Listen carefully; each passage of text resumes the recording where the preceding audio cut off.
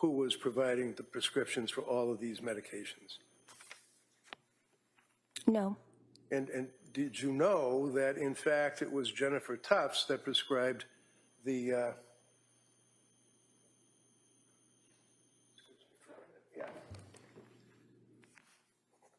sertraline, September 15th of 2022, 30 count, 25 milligrams, was Jennifer Tufts. You knew that? I did. You know that Jennifer Tufts on October 21st, a 7 count of lorazepam. You know that? I did. And 5 days later, Jennifer Tufts prescribed on October 26th hydroxyzine, 25 milligrams with a 30 count. Did you know that? I did not know that. Did you know that on the same day, Tufts prescribed 30 count of lorazepam? Did you know that? I would have known that, yes, checking the PMP for controlled substances, yes. You do recall that you checked with it? Yes. When you download, do you download that information and kind of put it in the file, in the file? No. So is this your memory that you believe that you checked with PMP? I do routinely check the PMP. You might routinely check, but did you check? Yes. Yes, I did. You don't download it, you don't keep it with the medical records, right? It's a box you can click in the medical record and you can check that you reviewed it. Okay. Is it in your medical record that you reviewed it? I'm not sure how it would have gotten printed out. It doesn't like go into my note, but it is a box that I would have Perhaps checked in a it. box in the computer? Yes. Okay. October 26th, buspirone, 5 milligrams, 30 count, same day by Tufts. You knew that? Buspirone. Yeah. I was not sure that it was Dr. Tufts that had recommended the buspirone. Okay, so if I suggest to you that the prescriptions that we have in evidence on the chart indicates that on October 26th, Dr. Tufts prescribed a 30 count of buspirone, would that either refresh your memory or would you accept that as being a medical history? I would accept that. Okay. And what is buspirone? It is a medication used to treat anxiety. Okay. And lorazepam, what is that? Benzodiazepine. And hydroxyzine, what is that? It is an antihistamine medication. And lorazepam, again, prescribed on October 21st as well as 26th by Tufts. That's the same thing you just told us what lorazepam is, right? Yes. Sertraline, of course, is Prozac. Is that right? Zoloft. Zoloft, Prozac. They're both SSRIs, right? Yes. So from October 21st up through November 9th, she was prescribed all of this group of drugs until she saw a Kavon Izadapana, Izadpanah. Do you know who that person is? They work in the emergency department at South Shore Health? All right. And that would have been on November 16th when she went into the emergency department, right? Yes. Prescribed trazodone, 50 milligrams, right? Yes. And then she started to consult with your clinic around the 25th of November. That would be around Thanksgiving or so, correct? November 25? I believe her first visit with Julia was November 21st. Okay. So what I'm saying is that it was around that time in November that she started to consult with your clinic, correct? Correct. You know that she was referred to your clinic by her mother-in-law, Pat's mother, who was a labor and delivery nurse. Yes, I am aware. Referred her to Julie Paul, who kind of stepped in for a very short period of time to try to help out, right? Yes. And then Julie left, went to New Hampshire to continue her work, and you picked up on November 30th of 22. Is that right? November 29th. On November 30th of 22, you wrote a script for quetiapine, 30 count. Is that right? Yes. And what is quetiapine? Seroquel. You also, a week later, wrote a script for diazepam, 5 milligrams. Is that correct? Correct. And then the next day, you wrote a script for I'm sorry, December 6th, you wrote a script for diazepam 5 milligrams, right? Correct. December 7th, you wrote a script for diazepam 5 milligrams, right? Correct. December 7th, again, you wrote a script for quietapine, 30 count, right? I would need to check my. You can look at anything you want. If Okay. you have your records, feel free, please. Okay. You said Yeah, it would be December. December 7th. I'm looking at quietapine, 30 count, 100 milligrams.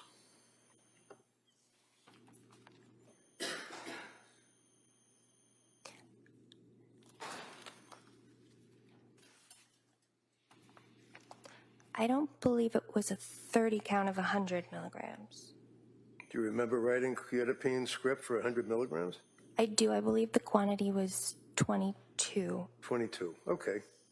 So on December 7th of 22, you wrote a script for quietapine, and forgive me, I'm sorry, what is that again? Seroquel. Seroquel, for 100 milligrams, right? Yes. And why did you write the script on November 30th for quietapine 25 milligrams and then about a week later increase it to 100 milligrams? On November 30th, I had anticipated utilizing it over a 4-week course of treatment for sleep and anxiety. But her clinical symptoms, presentations changed, and we opted to use it for mood stabilization. And who's we? Me. Okay. And were you working with anybody else, any psychiatrists or anybody? No. So when a person comes to your clinic as a woman who has recently had a baby or is within that postpartum range of time and presents with the symptomology that she presented, is that something that would give you cause for concern? Suicidal ideation? I in no way want to minimize what Lindsay experienced, but it's common for us to treat. It's common to treat women in that Yes. fashion that are That are postpartum? Postpartum who may have suicide. Oh, Keeps cutting off the witness before she gives an answer. May she complete her answer? Sure. As I've said before, let's only talk one at a time. You finish your answer, and then we'll go to the question. Go ahead. Her symptoms were serious, and it's not uncommon for me to treat women with serious symptoms in the postpartum period. Okay. 2 days later, you prescribed 8 count, 5 milligrams of diazepam. Is that right?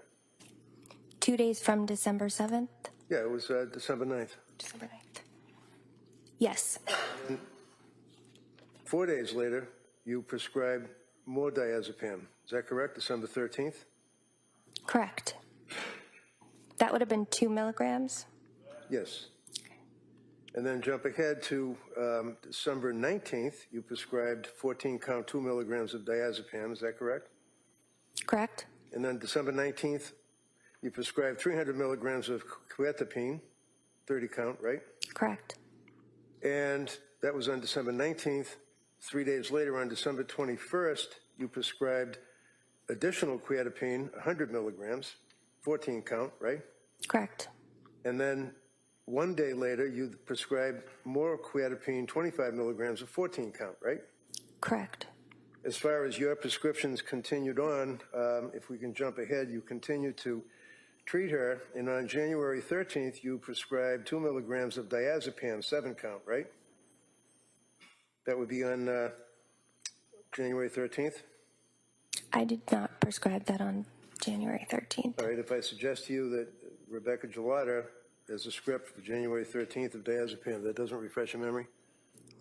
Would it Right. have been a script that I had sent previously that hadn't been filled at the original date? Well, I believe the records would indicate that. We'll make a note of it. January 13th, diazepam. How about January 16th? Do you recall prescribing diazepam to her, 2 milligrams, 3 count? No. Diazepam on the 19th of January, 2 milligrams, 14 count. No. No? So you're not able to prescribe medications, somebody else can't use your name, right? Right. And you have the DEA license to prescribe medications, correct? Correct. Now, one of the things that you went through was a lot of, obviously, it's a little confusing with the names of the various drugs, and the district attorney said to you blithely, she said, well, she's a nurse, so she knows what those drug names mean. Do you recall that question? I do. Yeah, and you just said yeah, right? Mm-hmm. So you're assuming that a woman who gets her RN at the age of 24 in a one-year program and then works for 7 years as a labor and delivery nurse is familiar with these names and what they are, what drugs they are? She seemed to be familiar with them. Yes, she understood. Right. Did you know that she was Googling 60, 70, 100 times a night what benzodiazepines are, what Seroquel is, what all of these medications are? I did not know that. Did you ever ask her where she acquired what appeared to be, apparently to you, her ability to know what these medications are? I'm sorry, I don't understand the question. Well, you wouldn't know the medications that a labor and delivery nurse uses when they're helping a woman who's giving birth, would you? Not necessarily. Okay. In any event, one of the things that you left us with is the fact that you were very, I think the word was invested in Lindsay Clancy and were concerned about her treatment, right? Correct. You knew that she had gone to the Rhode Island program for Women and Infants Center, Behavioral Health Day Program in Providence, Rhode Island. You knew that, right? I did. And you basically gave her the referral. You didn't make the referral. I think it was Latasha Dukes that might have done that. Correct. So you were aware of the fact that a recommendation was made to Lindsay that she reach out to someone else for help, right? Lindsay made me aware of that, yes. And she needed help, didn't she? Yes. And she went to Women's and Infants Hospital on December 20th, right? She did. And was she treated at Women and Infants? I don't believe so. Why not? I wouldn't want to speculate or assume, but it seemed to be her intake appointment. Her what? Her intake appointment? Okay. So without assuming or speculating, you referred her to this provider, right? Yes. So you have this woman who you know has been seeing Dr. Tufts, a psychiatrist, right? Right. You knew that. You didn't get access to Tufts records. You didn't know what Tufts was doing, but you knew that for a period of time before she saw you, she was dealing with a psychiatrist, right? Yes. You knew that she was a woman who had just given birth like 5 months ago, right? Yes. You knew that she was obviously in trouble. She was sick, right? Yes. You told us that she was suffering from, and your words were, a mental health illness that was very real. And you told her that this will get better, and that was in December of 2022. Yes. So when you referred her needing help to this Women's and Infants program in Rhode Island, and she went because that's what she was told to do, what happened at Women and Infants program? I can't speak to what happened at Women and Infants Why not?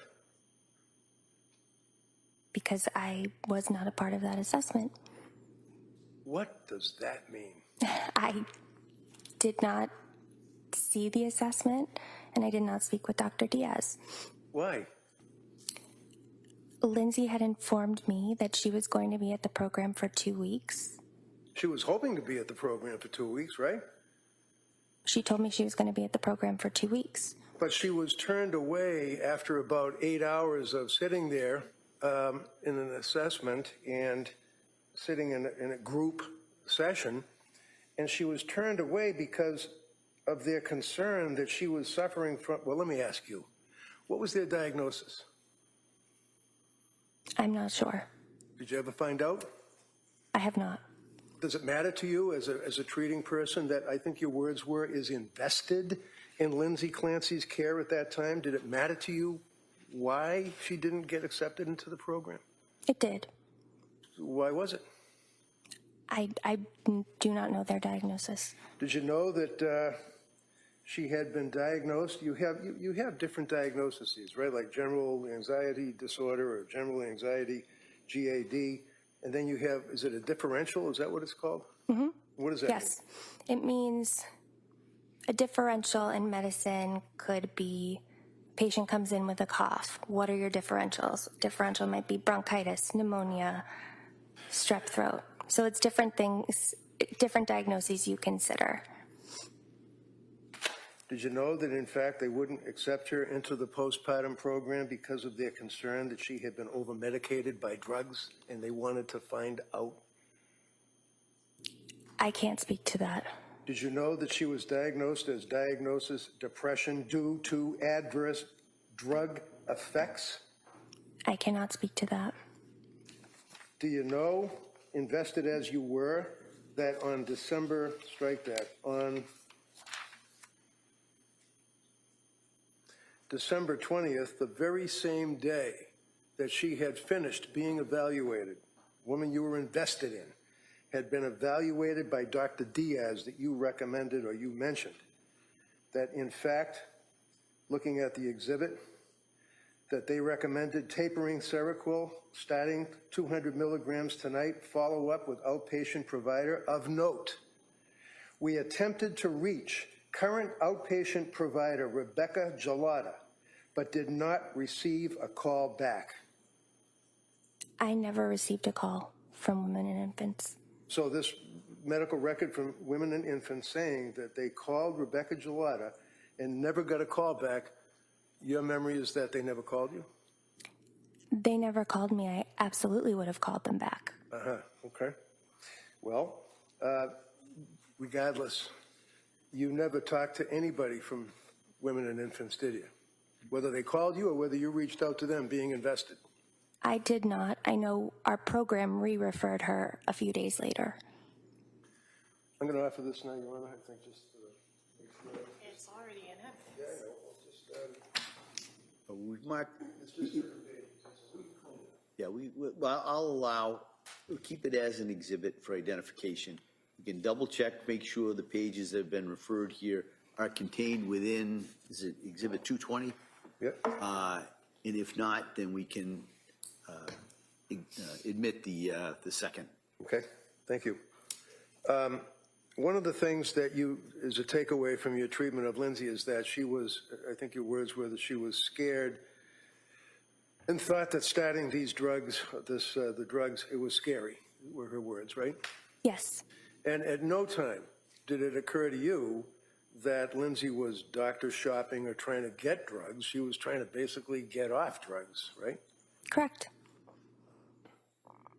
One of the things that you had mentioned is that the Good Moms Have Scary Thoughts book is something that you guys would give out to women when they would come into your program. Yes. And hopefully it would be a good source for them to read things and maybe get some comfort from it, right? Yes. This is not, in your opinion, something that is indicative of like being a smoking gun. No. Police officer would seize it in the search warrant. No. This is something you guys provide people to just help them out, right? Yes. Yeah. And just a couple of things. So on November 17th, she had an office visit with you. Is that correct?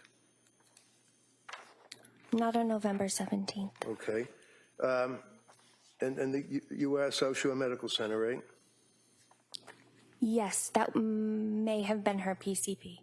Okay. Is that her PCP? Is that person that would be under the umbrella of the South Shore Medical Center? Yes. Would that be Kimberly Tocchio? Yes. Okay. So you must have read Kimberly Tocchio's records, I would imagine, right? Yes. And you know that she was seen, the record indicates that she was seen by a psychiatrist, and this would be November 17th note, started Zoloft 25, which was then increased to 50 milligrams, right? Yes. And she took the Zoloft 50 milligrams for one night and was unable to sleep and was discontinued because of the effect that it had on her, right? Yes. Now, one of the things that you had mentioned is that it's important to determine, and you did have thoughts of possibility that she was bipolar. Is that correct? Correct. And one of the things that is contraindicated to someone who does suffer from bipolar, whether it's 1 or bipolar 2, is that you do not place them on a selective serotonin reuptake inhibitor drug, such as Prozac or Zoloft, right? Correct. Because it can have an effect on them, isn't that right? Correct. And what's the effect it can have on them? It can cause what we consider rapid cycling, meaning you can swing from mania symptoms to depression symptoms relatively rapidly. On November 21st, did she have a meeting with you all? If you recall, looking at the records, did she meet with Julie Paul? If you Yeah. know? Yes. Okay. And she gave Julie a history of what she had been going through, is that correct? Correct. And in that history and in her talks with Julie, she had disclosed the fact that one of the things that she did in November was took a marijuana gummy, one gummy, to try to sleep, right? Correct. And again, her medical tests, blood tests, urine tests, everything showed that she had no alcohol, no THC, nothing on board, but she still disclosed the fact that to try to get some sleep, she took one gummy in November, right? Yes. So again, she's reporting, trying to be honest with you people as a provider, correct?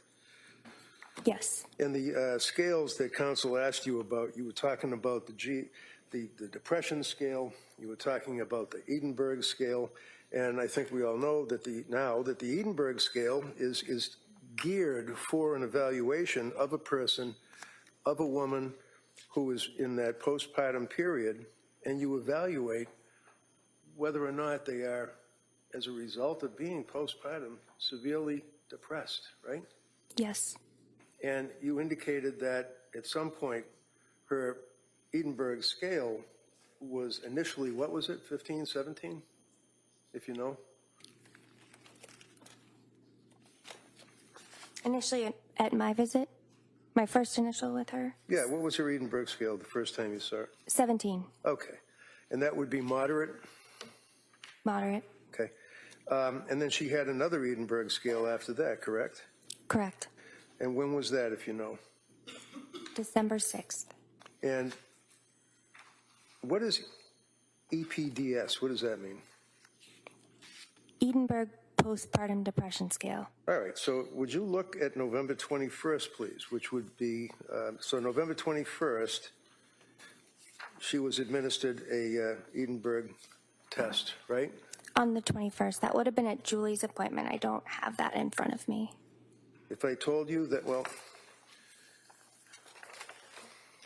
on November 21st, it's a short period of time after November 17th, did they, whether it's Julie or somebody else, administer an Edinburgh test to her? Yes. And what was the result? 23. That's severely depressed, isn't it? Yes. So in like 6 days, she decompensated from Edinburgh scale 17 to Edinburgh scale 23, right? So she was 23 on November 21st. Right. And 17 on November 29th. Okay. So when you see a patient that's come to you and has an Edinburgh scale of 23 and an Edinburgh scale a couple of days later, that would be, what was it? 17. And what was it when you first saw it? You referenced it before, 17? 17. Yeah. That's still pretty high, isn't it? It's high, yes. Would that give you pause in conjunction with the symptomology that she's referring to and self-reporting, what she's feeling? I mean, the fact that she has a 23 on the Edinburgh scale, which is very high, and then followed up a couple of days later by a 17, taken in conjunction with what she was saying her symptoms were. That's of a concern, isn't it? Yes. So on November 20th, which would be the day before, that Edinburgh scale of 23, and the jury will have access to all these records, she was reporting struggling with postpartum anxiety, right? I can't speak to Okay, that. that's fair enough. We'll go to when you treated her. Yes, Did you have a chance to review Julie's notes at all? I did. Okay. Yeah. And when was the first time that you actually met with Lindsay? November 29th. Okay. Which would have been after Thanksgiving, obviously, right? Yes. And you would have reviewed the records up to that point, right? Yes. So one of the things that you would have reviewed was what she had indicated or reported to Nicole Harden Francis. Do you know her? Yes. And who is Nicole Harden Francis? She's the nurse at our program. All right, and this would be on November 28th that she was speaking with Nicole, the nurse. You read the report before you met with Lindsay on the 29th, right?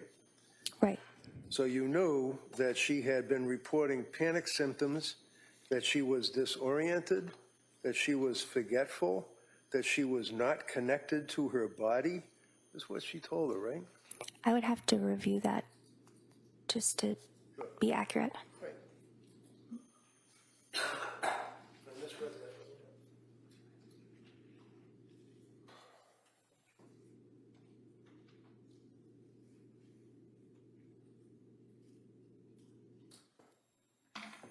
That's correct. Okay.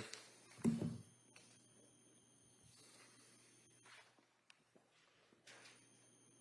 would you agree with me that symptomology of mania, especially when incurred or encountered by a woman within the postpartum period, that's one of the symptoms, is being disoriented, right? Not necessarily. How about maybe a little bit? Could be confused if you're manic. Yeah. How about forgetful? That's an issue, isn't it? Not necessarily a symptom of mania. Okay. How about not connected to her body? What does that mean? I'm not sure what that means. So if you have a patient who's coming to see you, who's indicated the day before that she has the panic symptoms, disoriented, forgetful, not connected to her body, wouldn't you ask her what she meant by that? Yes. Okay. So when you saw her on November 29th, you diagnosed that she had postpartum anxiety, right? Mm-hmm. Adjustment insomnia, right? Correct. And when you met with her, you noted that over the last 2 weeks, you asked her about how she had been feeling, and she said she was feeling nervous, anxious, and on edge, and she said nearly every day, right? That's November 29th. That would be under screenings. Yes, she was. I would give you a page number, but they don't give us page numbers. She told you, and you can pull it up if you have it there, that she was not able to stop or control worrying, and that had been for several days at least, right? Correct. And she was worrying and stressing about things, worrying about different things every day, right? Nearly every day, yes. Couldn't relax nearly every day. This is a questionnaire form that you have, right? Yes. Being so restless nearly every day, correct? Correct. Asked if she was annoyed or irritable, and she said not at all, sure, like she didn't believe that she was a person that would be irritable or angry with people, right? Yes. And then feeling afraid, as if something awful might happen, and she got that GAD-7 score of 14. Is that correct? Correct. So what does a GAD score of 14 tell you on November 29th? Moderate anxiety. And then you ask about in the last 7 days, trying to get a history. She denied, definitely not so much now, that she was able to laugh or see the funny side of things, right? Right. And that she was asked, is she looking forward with enjoyment to things? And she responded, hardly at all, right? Yes. Blaming herself when things go wrong, she says, yeah, some of the time. Yep. Yes. Anxious and worried for no good reason, yes, correct? Yes, Scared and panicky for no good reason, yes, correct? yes, Then they asked if she felt sad or miserable, if she was a miserable person, and she said, no, not at all, right? right. Did she indicate that on that date, you gave her the EPDS Edinburgh test, and she had an Edinburgh score, as we said, of 17, right? Yes, All right. And then the medications that you prescribed to her, we've already got an evidence. The jury will be able to look at the actual scripts in the exhibit without going through every single day. The next time you saw her was November 30th, is that right? I messaged with her on November 30th, yes. Okay.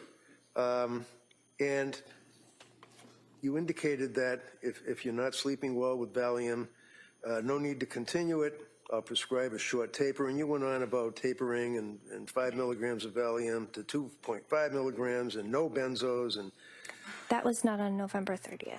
okay. Does it say on the record, are you looking where it says patient message in the perinatal behavioral health program of South Shore Health, November 30, 2022? Yes, I'm looking at the messages. Okay. So is it a different date that you sent that message? It says November 30th on it, right? I just don't know internally if you guys have different. Oh, I understand. Oh, at the top it says November 30th. Okay. More specific, it'll say Okay. the dates, but the header will say November 30th, so I understand. Okay. And basically, you indicated that you were going to send along information about bipolar 1 or bipolar 2, which actually would be what's known as a bipolar spectrum disorder. Is that correct? Yes, that was on December 7th. Okay, but it's underneath November 30th, so forgive me for looking at it that way. Yeah, I don't know why I That's printed all right, it. no problem. So one of the things with the mania that you refer to and that you talk about is excessive activity, is that it? Excessive cleaning sometimes, right? Sometimes, Excessive exercise. sometimes. Did you know that after she had Callan, that within a matter of a couple of weeks, that she ran a 5K? No, I did not know that. And that nobody wanted her to, including Pat, but she just had to get out there and run and did. Objection. Overall. You know that? I did not. Is that something that would be important to know? I mean, as far as whether or not a person is in that manic stage where it's post-delivery, and that's a significant artifact, if you will, of exercising, right? It would have been something I would have considered. Okay. And as I said, you were pretty much the only one that actually considered bipolar spectrum disorder of all the doctors that she had seen. You know that, right? Are you aware of that? All right, never mind. That's right. She's going to object. That's okay. Okay. So the symptoms that you noted were mania. It says mania characterized by exaggerated excitement, hyperactivity, and racing scattered thoughts, right? Yeah. So what is, go ahead. Was that from my note? I'm looking at the same thing that we've been looking at, which is, Oh, the information I sent her on bipolar. yeah, it says, yes. hi, Lindsay, and then your note, right? Your Honor, if I may suggest maybe showing the witness what he's referring to. She has it in front of her. I think I understand what he's referencing, but thank you. If the witness has a problem in regards to that and you need to look at some, just let me know. Okay. All right. Thank you. Thank you. If you move ahead to, I think the message portal or whatever it's called, on November 30th, it's captioned "Stopping Remeron." And Yes. okay, you're with me. And it says, no, this would go to the fact that she was still not sleeping. It was a huge problem for her, right? Yes. And she told you in her message thing, no, the weird thing is I don't feel tired at all. Correct. And that's one of the things that you had told us earlier is a symptom, correct? Correct. A person that is not getting sleep but doesn't feel tired. Correct. What is the symptom of? It's a symptom of mania that we look for. Okay. And when we looked for that mania, did you notice that? And did you factor that into your diagnoses? Yes. Okay. How many times, if you recall, did Pat come with his wife to meet with you? Was it 3? He came to a visit once. I believe I spoke with him and Lindsay on the phone twice. Would you agree with me that, as counsel asked, did he get permission to be there? And you indicated no, that you would welcome the third-party contact, right? Correct. And did it appear to you that he was very, very invested in her care and was very scared and worried? Yes. And he was complaining about the fact that he believed, that they believed, that she was being over-medicated, right? I believe he was concerned about her symptoms. He felt that they started once she started being medicated initially. Right, because she indicated that when she first started taking the SSRI back in October, I believe, that she ended up having it increased and then had a period of almost 2 days where there was no sleep whatsoever. That was one of the instances, right? Yes. She also, counsel had asked you, and you did not recall her saying horrible, intrusive thoughts. So if you would just look at November 30th patient message. It says, "Hi, Rebecca." And then it begins, "I don't expect you to answer this until Monday."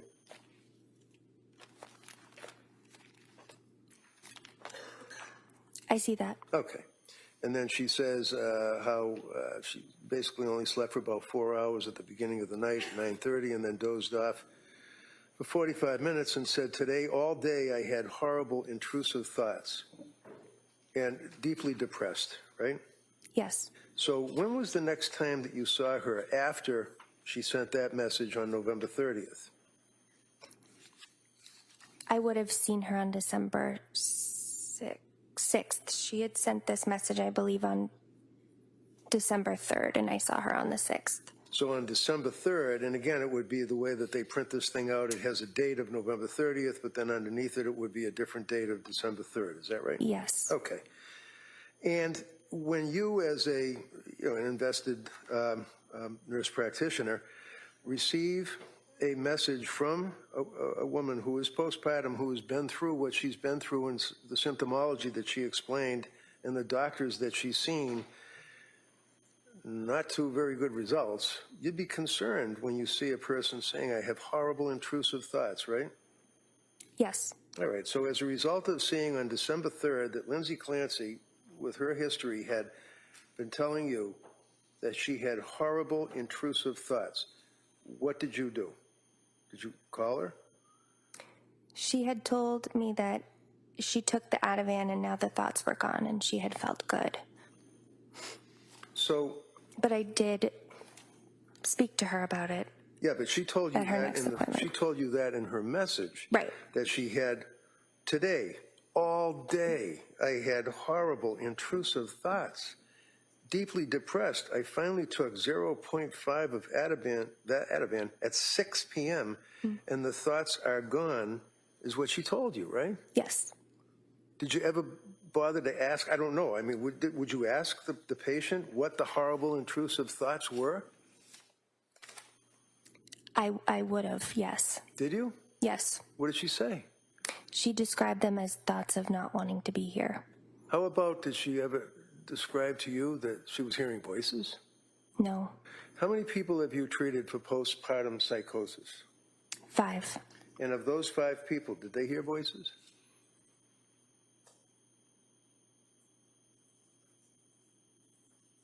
Not all of them. How about some of them? Some of them. And that's a real thing, isn't it? Yes. And visual hallucinations likewise? Not all. So with the voices, that would be an auditory hallucination. Yes. Visual hallucination, not all, but some. Yes. And that's a real thing. Yes. So when she had horrible intrusive thoughts, did she say where these happened? Like, was she in the yard? Was she in her car? Did you ask her where and what? Or was it just that she just didn't want to be here anymore? It was more that she didn't want to be here anymore. Okay, did you ask her what that meant? I did ask her if she had any plans or intent for suicide, which changed at different times during our treatment. So on December 2nd, you have you sent a note to Lindsay and said, it, meaning what she was telling you in a prior communication, it sounds more like depression than side effects. That would be of drugs, right? Correct. It is not uncommon for me to hear, and then you quote, I have never felt anything like this before, end quote, or quote, I just don't feel like myself. All of this sounds like postpartum depression. Is that correct? Correct. All right. So she was expressing all of the symptomology of depression, what you believe would have been side effects, and you indicated that at this point, while you're working through it, this sounds like postpartum depression, right? Correct. And what would the symptomology of, what does postpartum depression mean, and what is its effect on a patient? Postpartum depression is like depression at any time during a patient's life. However, there are some unique considerations. It typically occurs in the first 3 months after a person has a baby, but it can happen at any point in the first year. The considerations that are a little bit different than regular major depressive disorder are that there are significant hormone fluctuations that a person undergoes when they deliver a baby. Sometimes they breastfeed and they wean from breastfeeding, and that can set off additional hormone shifts. And it tends to be a very anxious presentation. And obsessive thoughts can occur with greater regularity in postpartum depression than they would with major depression outside of the postpartum period. So as a result of this information, you prescribed medication to her? After I sent her the information on the postpartum, would this still be December 2nd? Looking at the form that you have, it would be, yes, but I don't know if it's another date that there's a message underneath it. So let's look at the record where it says that on December 7th. 7th, Yes. okay. And that's where you talked about bipolar spectrum disorder, right? Yes, And that's where you talked about how people would have these feelings of goal-directed activity, overly talkative, racing thoughts, need for sleep, things of that nature, right? yes. Schedule for a special report from ABC 7 Eyewitness News. Hey there, everybody. Thanks for joining me. Of course, the storms have now pushed out of the area, but that leaves a lot of us now in the process of cleaning up and perhaps worried about storms that follow in the wake of these. So we'll talk about all that here in just over the next couple of minutes. We'll even review some of the damage, but you'll notice there are still some scattered thunderstorms out off to our west, along and south of Interstate 88, north of I-80. So don't be surprised as you're going out to hear some more rumbles of thunder. The good news, those are expected to stay sub-severe. So well, we may have to go back inside for a little bit just to get away from the lightning. The damaging wind aspect and tornadic aspect and really the flash flooding aspect of the storms has passed. And boy, look at all of these damage indicators and storm reports that filed in behind this. I don't even think this is the grand total of them because a lot of people don't even have power at this point and are more concerned about cleaning up than relaying their damage reports. Right now, that complex of storms, it's outside of the Cincinnati metro area, pushing in with severe thunderstorm warnings there. Thankfully, this has lost a little bit of its tornadic bite for them, but it certainly had all of it for us. I think the biggest problem, though, are the straight line winds, some of the highest winds that I've ever seen with thunderstorms that push through our area, and that is following up 2 weeks ago when we had that round move through, and those were the highest thunderstorm winds that I had ever seen across this area and across the Midwest really writ large. I've been doing weather here for the better part of almost 20 years now. Gary at 99 measured miles per hour for wind, 97 in Sugar Grove. Shorewood's at 96 miles per hour. A lot of this kind of in that EF1 tornadic wind speed range. Merrillville even getting up to 90 miles per hour. And of course, considerable rainfall. As I was making my way into work, a lot of the streets were flooded before I got to the major thoroughfares and had to turn around. Frankfort saw almost 5 inches of rainfall. Plainfield at about 4.5 inches of rain, and just under 4 inches of rain falling in Elmhurst. Of course, this is a lot of us without power. Here's a look at the latest power outages as about 500,000 of us or more across the area are left without power, and that is pretty evenly split between not only northwest Indiana, we're out in Lake County it's up to 187,000 people without power, and in Cook County, it's almost 150,000 people. Now, as we move through the rest of today, of course, there's a lot of cleanup done like this. We see some severe weather damage that's out of Lansing. Trees uprooted because of the heavy rainfall. That not even snapped that tree. That was just pulled straight up out of the ground. And they're all leafed out. So, of course, they make easy targets when those winds are 95 to 100 miles per hour. Flossmoor also seeing damage here as you head off to the south of Chicago. This is out where I saw on the Doppler radar about 125 miles per hour worth of wind. Now, that wind speed usually decrease about 20% of it for what makes it down to the ground. And you see that tree, which is rotten in the middle, split right in half. Still, it takes a considerable amount of wind to knock a tree over and split it like that. Clarendon Hills also seeing some damage. We, of course, have crews out across the area dealing with all these downed trees. Other spots out in northwest Indiana. Check out this mess. This was in an industrial area. That's all industrial-sized styrofoam that's been blown around. A lot of businesses losing their roofs, too, and not from tornadic winds, but just from those straight-line winds. Now, the National Weather Service does have crews out. They've got 2 crews at least in the field right now, trying to see what was tornadic and what was straight-line wind gusts, but honestly, it doesn't really matter. Just kind of technicalities at this point, as we all saw significant wind. Joliet also seeing some heavy rainfall. Oswego, there were some down power lines, too, and it even sparked a fire out there in a field. Looks like a soybean field to me out there near Collins and Oswego. So you can hear, if you listen, those power lines buzzing, and that is why you just don't go anywhere near them. They can also charge the ground for a good distance around, especially when the ground is as wet. I mentioned Joliet, really heavy rain falling out there. Joliet was on our list, or at least close to Joliet with rainfall. Let's take Plainfield as an example in Frankfort, which really isn't that far away. Frankfort, about 4.5 to 5 inches of total rainfall. So we're going to continue getting all those damage reports, getting all our numbers together for not only later on in the stream, but also our newscast coming up at 4 and 5 o'clock. I will see you then. And if you are cleaning up, please put your safety first. We can spread this out over a couple of days as the weather dries out. Thanks for joining. This has been an ABC7 Eyewitness News. December 2nd. And on December 2nd, again, she was complaining of symptomology, she meaning Lindsay, having heart palpitations, right? She's describing that she had heart palpitations and she went to the ER for anxiety symptoms. Okay, so the answer is yes. Yes. Okay, so Yes. and that she then went to the ER, and per a patient's report, she has an addiction to Ativan, and that's why she can't sleep. And she also noted had weight loss, right? Correct. And panic attacks, right? Correct.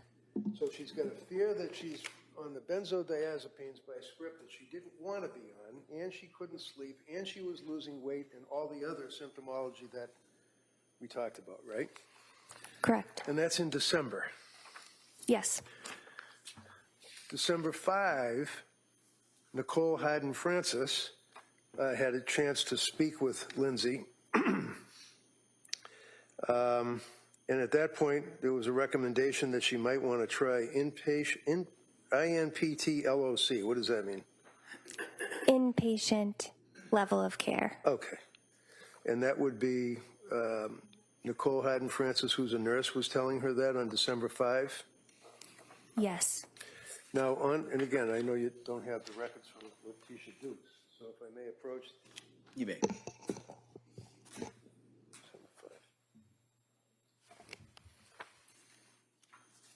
On December 5, and you correct me if I'm reading these wrong, this would be Letitia Dukes, December 5, right? Correct. Okay. And on that occasion, Letitia Dukes notes that she called Aspire Crisis Support, she meaning Lindsay, right? Yes. What is Aspire Crisis Support? Aspire is the community mental health program that operates the local 24-hour emergency services program for psychiatric emergency services. Okay. So when I say you collectively, I mean psychiatrists, nurse practitioners, RNs in the psychiatric world, tell patients that are in crisis that if you feel that you're going to have suicidal ideation or anything, you should call these numbers, is what you people will give them, right? Yes. All right. She called Aspire Crisis Report support? Not once, but twice, right? If you know. I'm aware of the one time she called. Okay. But she was not given any help at all by Aspire, whoever they are, right? I'm not aware of that. Well, it says right in the records from Letitia that she met with an Aspire clinician virtually and was told that she did not meet the criteria for inpatient treatment due to not having an SI plan. What does that mean? They just told her you're not laying on the ground with your throat cut, so we're not going to be able to help you? Can't speak to what they told her. So Aspire then recommended that she start or go to a day program. Is that correct? That's correct. And the clinician said that he, from Aspire, would be sending the patient resources, right? Correct. But they never did they? If you know. I don't know. Further, Letitia notes that they reviewed the sleep hygiene with the patient. Clinician provided patient suggestions for meditation, grounding, self-soothing techniques. What's a self-soothing technique? You know. It might just be simple strategies to soothe yourself using any of your five senses. And she notes, and again, this is on December 5th, that Pat, patient's husband, joined the visit, reporting that her anxiety had become significantly worse since starting the psychiatric medications. Did that say that? That is what that says. Okay. And in fact, when you spoke to Pat, he had told you that, in his quotation, his words would be, it was 10,000 times worse since she started this medication, right? If you know. I don't recall him using that phrase. But he was upset about the medication, wasn't he? I would say he was concerned. Do you recall that he said that you're turning her into a zombie? I do not recall that he said that. So would you say to the jury that he was concerned or he was pissed off about the medication and what it was doing to his wife? Objection hasn't been answered. No, overall. I would say he was concerned. Concerned? Okay. Did anybody address his concerns? That day, Any day. I would say that day, I collaborated with them to take her off certain medications. Okay. December 6th, you had a meeting with her. Is that correct? Correct. Again, she's diagnosed postpartum anxiety, right? Correct. Her EPDS score, as a result of being administered, the Edinburgh test was at that time a 21, right? That would be underneath office visit and perinatal behavioral health, above assessment and recommendations. Correct. And 21, how would you grade that? Severe. Severe what? Severe signs of postpartum depression. To know that she had lost over 15 pounds by that point? I was aware she had lost some weight. I was not aware that it was 15 pounds. Okay. So then there was another patient message on December 7th where she again was expressing concern about the drugs, and you indicated, either way, I continue to recommend the Valium taper, right? Correct. There was a period of time that she indicated that she wanted to get off the medication and get off the drugs, and you indicated, as you told us, that you were on vacation that week, right? Yes. You basically told her to tough it out and just hit me up when I come back from vacation, right? No. Did you tell her to call you when you came back from vacation? No, I asked that she try to hold off and wait for me to come back from vacation for the taper. She had wanted to taper it sooner. All right. Do you have somebody that covers for you if you're on vacation? Yes. Does somebody cover? She said that she was going to follow up with her other psychiatrist for the taper, but she did reach out to our program while I was on vacation. Sorry, I couldn't understand you. I'm sorry. I know that she said that she had an appointment with her psychiatrist who would work on the taper with her. And I do know that she was in contact with other providers at our program, including Letitia Dukes, while I was on vacation. And Letitia Dukes is a social worker, is that right? Yes. Okay. December 9th, there was another telephone encounter, it's called, right?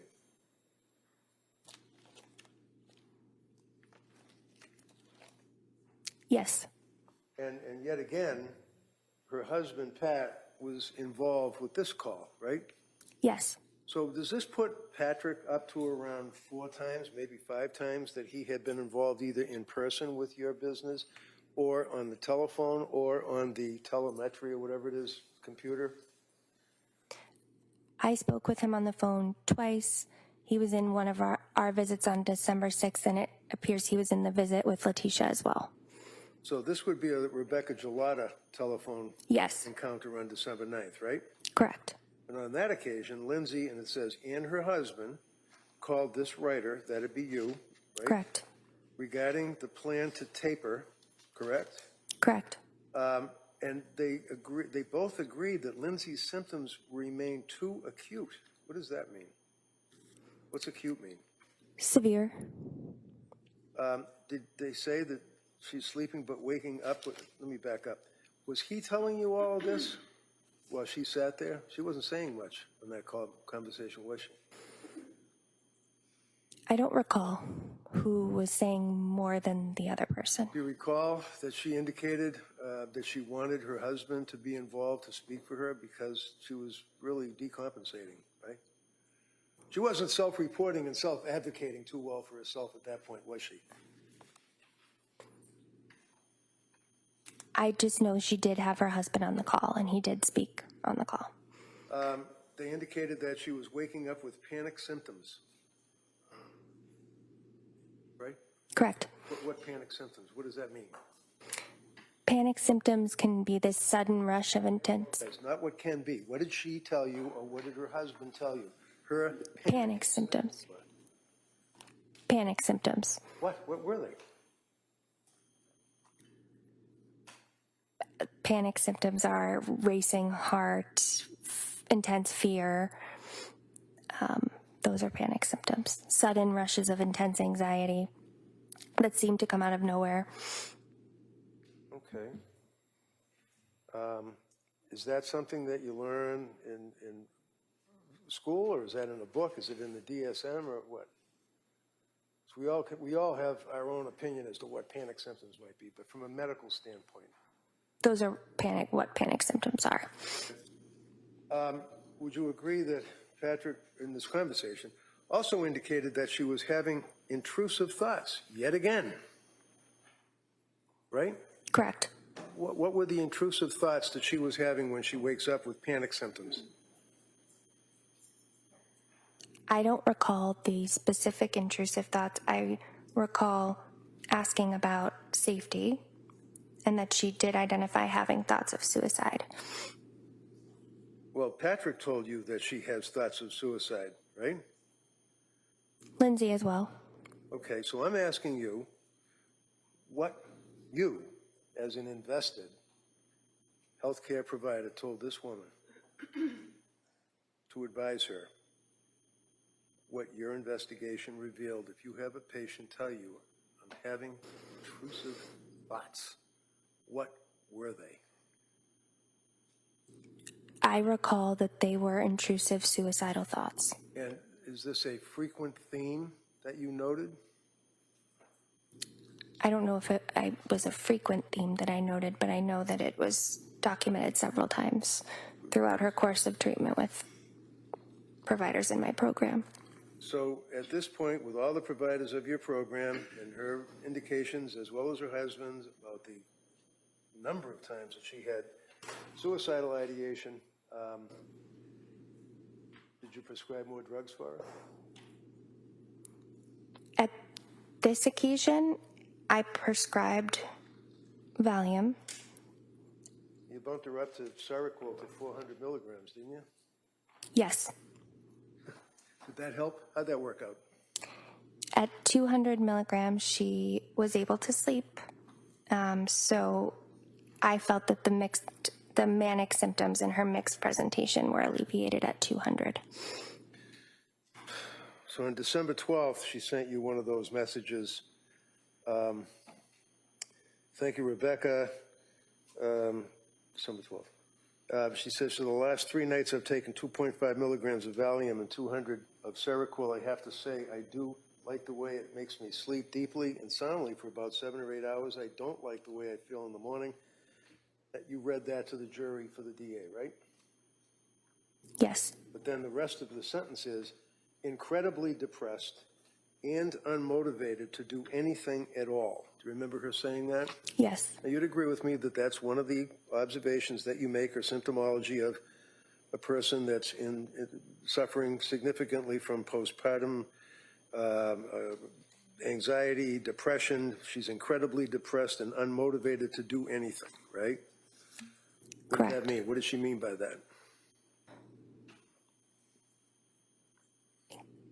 I'm not sure I understand the question. When she says that she's unmotivated and is incredibly depressed, was she able to go shopping? Could she get in the car and drive? Did you know that she stopped driving? I was not aware of that. On December 12th, she saw Letitia Dukes. Patients reporting thoughts of SI, suicidal ideation, but no plan. She contacted Crisis over the weekend and will be starting a PHP in Norwell. What does that mean? Partial hospitalization program? Okay, and that's because, yet again, she's reporting the suicidal ideation, correct? Correct. And there's a difference between suicidal ideation and having thoughts of suicide, right?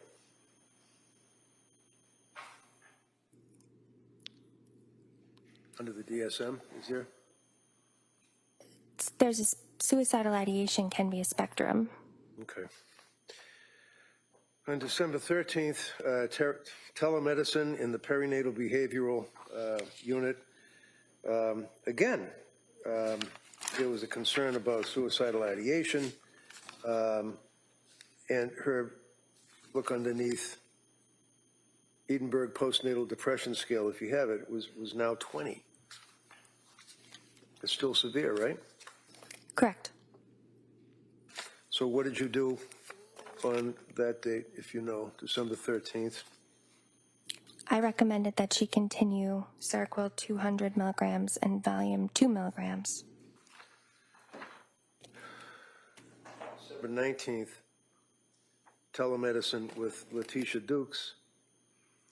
And this is when she indicated that she was going to contact Women and Infants, and Letitia helped her out to do that. So she went to Women and Infants on the 20th, right? Correct. Okay. So as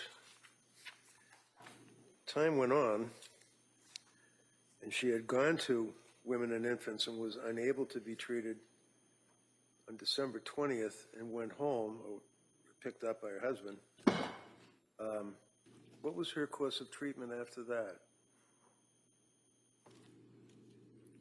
You didn't talk to anybody at Women and Infants, right?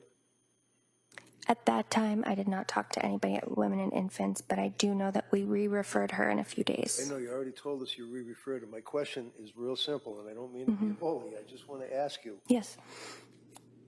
did you talk to anyone at Women and Infants? No.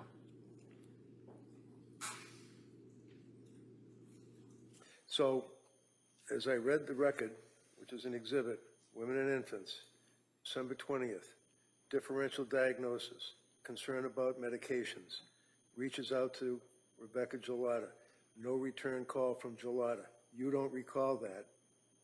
You don't know what happened to her after that, do you? Other than going to McLean. I know that she went to McLean. Right. Do you know when she went into McLean? At the end of December, early January. Okay. Did you review the McLean records? Because you have access to them, right? I do not have access to them. You don't? I don't. So if you're treating a person for all of the stuff that we've talked about, and it's now apparent that things have decompensated so bad that they have voluntarily admitted her to a locked ward in a mental institution, is it important to Rebecca Gelada to find out what the diagnosis and treatment was of their patient? Yes, Did you find out? I did not.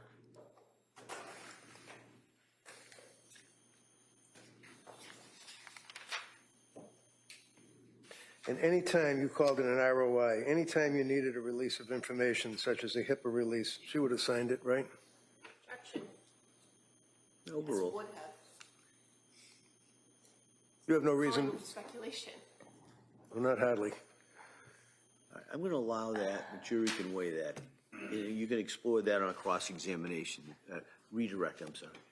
From your treatment of Lindsay and her efforts to be a good patient and tell you all what her symptoms were and third-party contacts and everything, to your opinion, she would have signed a release for you to get access to pretty much anything you wanted, right? I'm not sure if she signed a release for McLean to be able to speak with us. Did anybody ask her? Did you ever ask her to sign a release? I did not.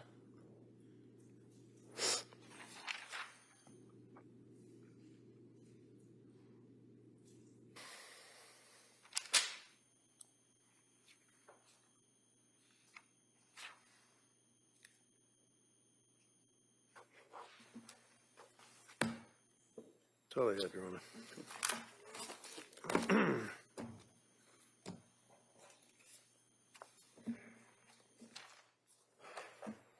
All right, Attorney Buckingham?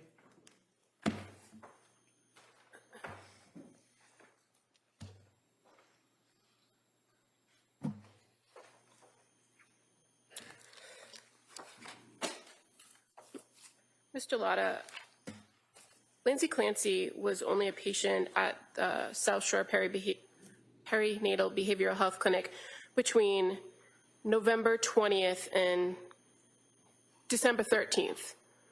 Fair to say? Meaning November 20th is the first contact she had with Julie Paul, right? Yes. And December 13th is the last time that you met with her. Yes, And she came to that clinic not from a referral from somebody like Jennifer Tufts, correct? correct. And so your information about her contact with that psychiatrist is limited to what she shared with you. Correct. And she never offered to you that maybe you should talk to her, did she? Correct. Now, you've also been asked about providing all the different medications.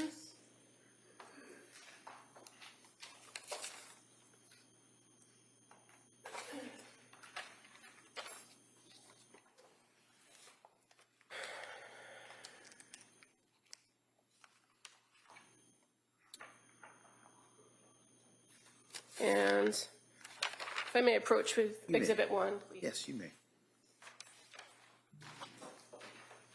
I'm going to show you the second page there. I know it's kind of small, but take your time to take a look at it.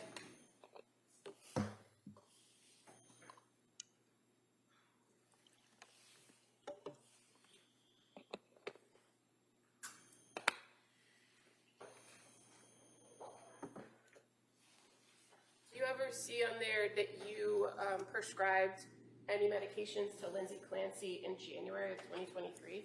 None. And in fact, January 12th of 2023 is Jennifer Tufts, correct? Correct. January 5th of 2023, Aaliyah Goodhart, correct? Correct. January 16th, Jennifer Tufts. Correct.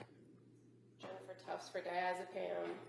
Jennifer Tufts for diazepam. So your last prescription filled is December 22nd, 2022. Correct. So when counsel asked you about this chart he was reading from, Yes. you would agree with me that this record from CVS is what you would generally see when you pull a patient's prescription lists. Yes. And as far as the going back through some of the medications, and you were read by counsel about on December 6th and 7th prescribing the same medication, Is it common that you would change prescriptions to adjust for dosage? Yes. And when you start some new medications, do you give somebody an automatic 30-day supply if you're not sure if that's going to be the course of medication? Correct. So sometimes you're prescribing things at kind of odd dosages, right? Or odd number of pills. Yes. So on December 6th, for the diazepam, you actually prescribed 1 pill. Yes. And then December 7th, 2 pills. Yes. And then December 9th, a 5 milligram dose, 8 pills. Yes. And then on December 30th, I think it is, 2 milligram dose, 7 pills. Yes. And then the Seroquel as well. On November 30th, when you first prescribed that at that low 25 milligram dose for insomnia, she was given 30 pills. Yes. And then when you changed the plan as of December 7th, you had to give her a new prescription for a higher dose, didn't you? Yes. So that's the 100 milligrams at 22 pills. Correct. Now, when you adjust the dosages or adjust the number of pills, do you give specific instructions on how to take the medication going forward? Yes. Do you expect the patient to follow those instructions and disregard the previous prescriptions? Yes.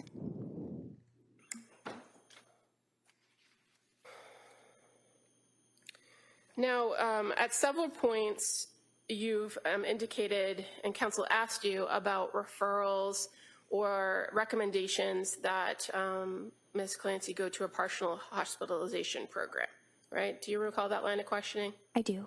And does South Shore Perinatal Behavioral Health have a partial hospitalization program? Not at this time. And so oftentimes you have to pair or recommend places outside in other communities, correct? Correct. And you've talked about women and infants, and that's one of the places that you've referred, and that you did in fact refer this patient, correct? Yes. You don't have an affiliation with women and infants, do you? No. So any information that you receive would have to come from the patient or at the patient's request. Is that fair to say? That's fair to say.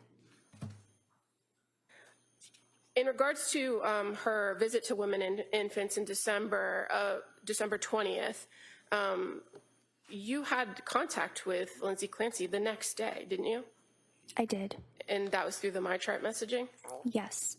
And she explained to you what happened at Women and Infants.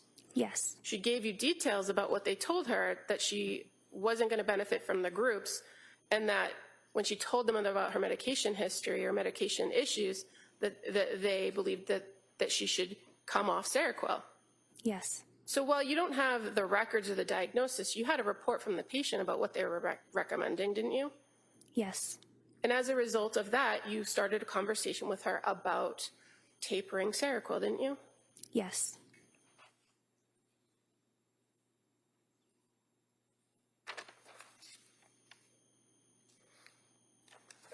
Council bounced around a little bit with the dates, but as far as some of the communications and contact with her, in December or November 30th into December 1st, were you talking to her about postpartum depression? Let me double check, please. Mm-hmm.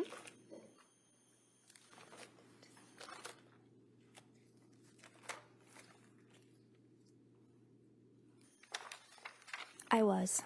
So that's when you sent the information in the mood chart, right? Yes. So that's November 30th, December 1st. And now by the time you get to December 7th, after having pretty significant back and forth communication with her, now you're talking with her and giving her some information about bipolar, correct? Correct. So upon her presentation at the clinic and her initial focus of treatment, it was for postpartum depression and anxiety, was it not? Yes. And as you began to have more contact with her, as you began to trial different medication regimens, is that when your differential diagnosis started to emerge? Yes. And you responded to that appropriately with the medication you recommended, right? Yes. That's why the titrating of Seroquel became a conversation. Is that fair to say? Yes.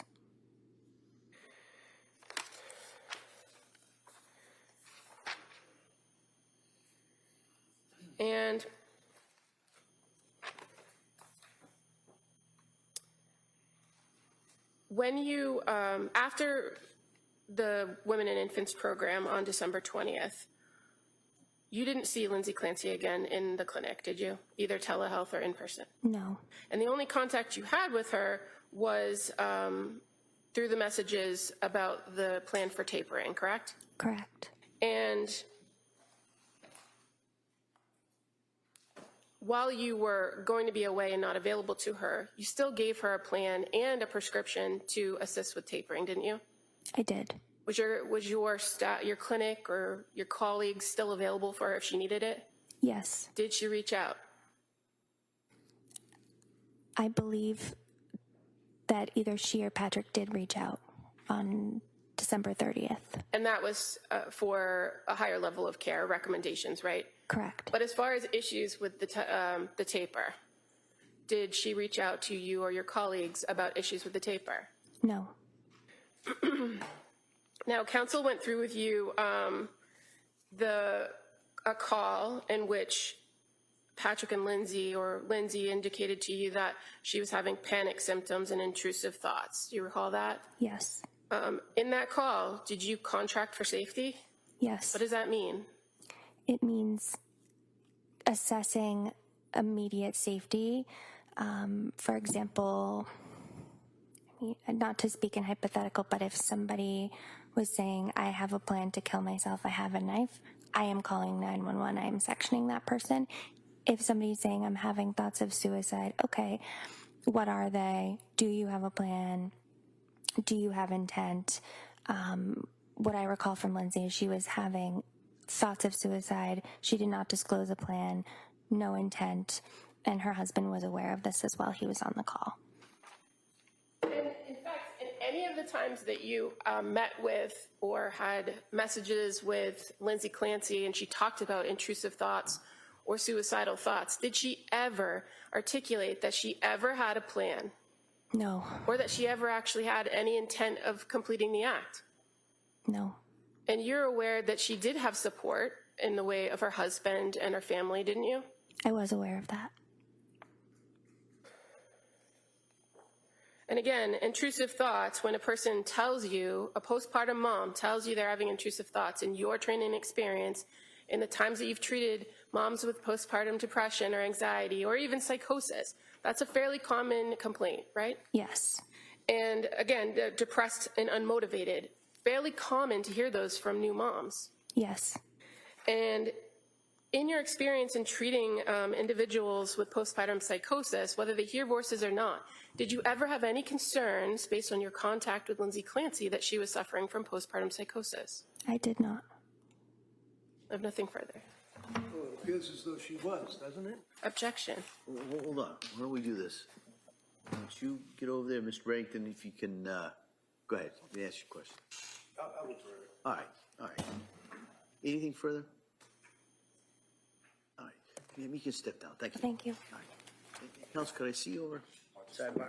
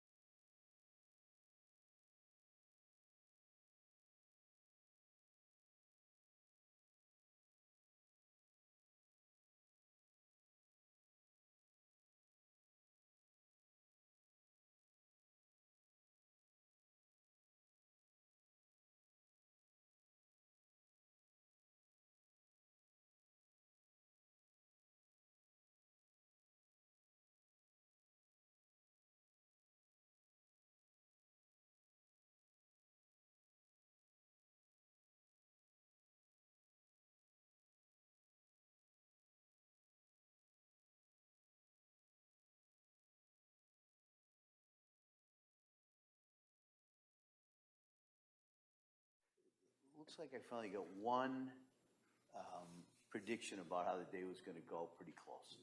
So we're going to break for the day at this point. And so what I'm going to ask you to do is come back tomorrow at 9 o'clock. The hope would be kind of a similar schedule that we could follow tomorrow as well. And then I'm told that we are well on schedule and perhaps somewhat ahead of schedule. So just for purposes, I don't want to jinx us, but that's kind of where we are. So I'm going to excuse you till tomorrow. Remember those instructions. Don't read anything about this case or any similar cases. Don't do any research. Don't talk about anything. Don't take any field trips. Don't happen to be driving by any certain places. And put this out of your head till tomorrow. All right? It's been a long day. I appreciate it. So I hope you have a nice evening and come back here tomorrow morning. We'll pretty much follow the same type schedule. So again, my thanks. I hope you have a great evening.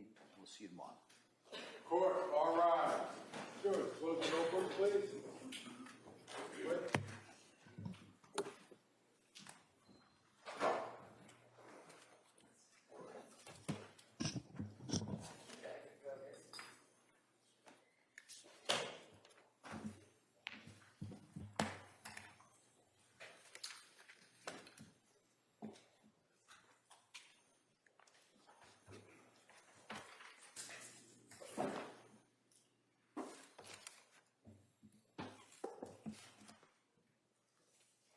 Here's an exit of the quorum. This court's in session. All right. Counsel, anything we need to address before we recess till tomorrow? No, thank you. All right, so this court will be in recess on this case till tomorrow at 9 o'clock. Thank you. Court, all rise.